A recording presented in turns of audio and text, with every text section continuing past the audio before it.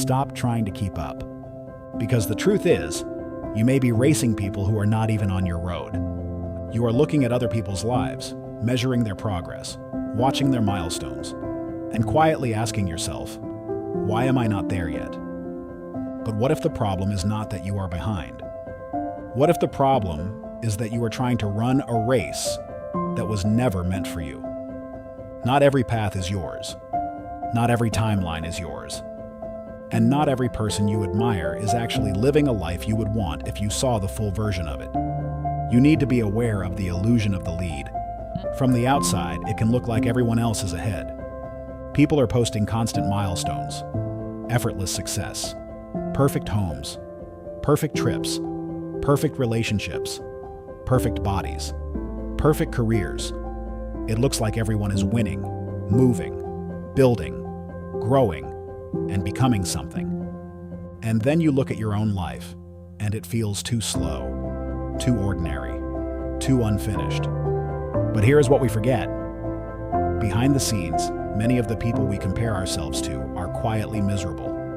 Some are drowning in debt. Some are exhausted. Some are faking it. You are not seeing the full picture. You are seeing the edited version. And when you compare your real life to someone else's carefully chosen display, you are not being inspired. You are being misled. You are facing the illusion of the lead. When you are not aware of this illusion, the cycle of self-sabotage starts to take over. First, you scroll through highlight reels. Then, you start measuring your real life against an edited trailer. That creates panic. Panic about your timing. Panic about your progress. Panic that you should be further ahead by now. So you start chasing borrowed goals. Goals that look impressive, but do not actually belong to you. And then comes the result. Emotional outsourcing. Your peace no longer belongs to you. It depends on what other people are doing. It depends on what they post.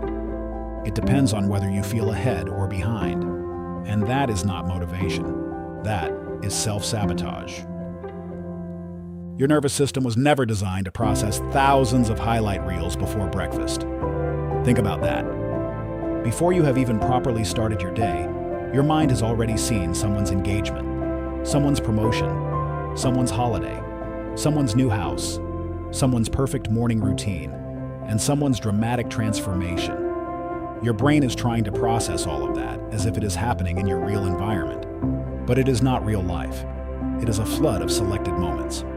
And when you consume too much of it, your body starts to feel like it is falling behind, even when you are simply living a normal human life. You were not built to compare yourself to hundreds of people every day. You were built to pay attention to your own path. You need to keep in mind that not every admired life is a desired life. Sometimes you do not actually want what someone else has. You just want the feeling you think it would give you. You see the big house, the expensive clothes, the busy calendar, the attention, the applause, and you think, maybe I should want that too. But comparison replaces curiosity with conformity. Instead of asking, what matters to me? You start asking, what should I be doing by now? And slowly, you begin building a life that looks acceptable to other people, but feels wrong to you. That is the danger of borrowed goals. You can achieve them and still feel empty. Because achievement without alignment still feels like failure. When you chase goals handed to you by culture, by social media, or by other people's expectations, you are not building a life. You are assembling a costume. And no matter how impressive it looks, it will never feel like home if it was never truly yours. Different pace, different path, different season. That is something we need to remember more often. Some people grow quickly. Some people grow quietly. Some people bloom early. Some people need longer roots before anything visible appears. But comparison makes you panic about timing. And when you panic, you rush. You force decisions. You chase things before you are ready. You overcommit. You abandon consistency because urgency feels more exciting. But forced urgency is not growth. It is anxiety wearing a productivity mask. Real growth often looks slow. It looks repetitive. It looks like small choices made again and again. It looks like staying with the process even when nobody is clapping yet. You do not need to grow at the same speed as everyone else. You need to grow in a way that is sustainable for you. An edited life can still hide unedited emptiness.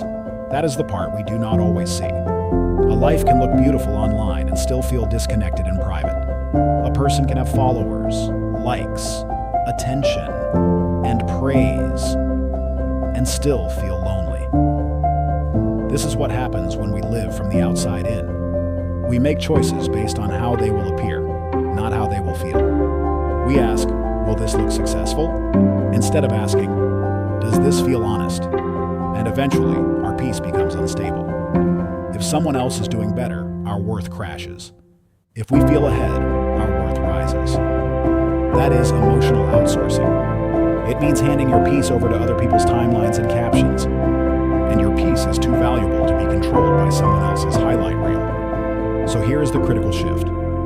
Stop asking, how am I doing compared to them? Start asking, am I living in a way that is honest for me? That question changes everything. Because the goal is not to beat everyone. The goal is to stop abandoning yourself. When you ask what is honest for you, you start making different choices. You stop chasing every shiny opportunity. You stop copying every impressive life. You stop treating someone else's timeline as proof that you are late. Instead, you come back to yourself, to your values, to your season, to the life you actually want to build. There are two ways to live. I call this two operating systems for life. It is a grounded framework for shifting from external noise to internal clarity. The first is the keeping up operating system. In this mode, your pace is urgent and rushed. Your motivation comes from external conformity. You are constantly asking, what are other people doing? What will they think? How do I look? The output is photographable. It may look impressive, it may get approval, but it is not always sustainable. The second is the Unshakable operating system. In this mode, your pace is seasonal and consistent. Your motivation comes from internal curiosity. You are asking, what matters to me? What feels honest? What am I building slowly and intentionally? The output is sustainable. It may not always look dramatic. It may not always impress people instantly, but it creates a life that can actually hold you, and that is the life worth building. It is now time to redefine the win. Maybe the real win is not being seen by everyone. Maybe it is more clarity, more sleep, more integrity, more courage to build slowly. Maybe the win is no longer needing to prove yourself every day. Maybe the win is waking up without feeling like you are already behind. Maybe the win is choosing peace over performance. People who become unshakable stop competing in games they never wanted to play in the first place. They stop measuring their life by someone else's scoreboard. They stop chasing applause that costs them their identity. They build slowly. They build honestly. And they build something that actually belongs to them. Do not keep up. Wake up. Wake up to the goals you never chose. Wake up to the pressure you have been carrying. Wake up to the fact that your life does not need to look like anyone else's to be meaningful. Ask yourself, what am I chasing that is not even mine? Because the moment you stop keeping up, you finally get your energy back. Energy to think clearly. Energy to move honestly. Energy to grow at your own pace. Energy to build a life that is not just impressive from the outside, but peaceful on the inside. You do not need to catch up to everyone. You need to come back to yourself. That is where your real race begins.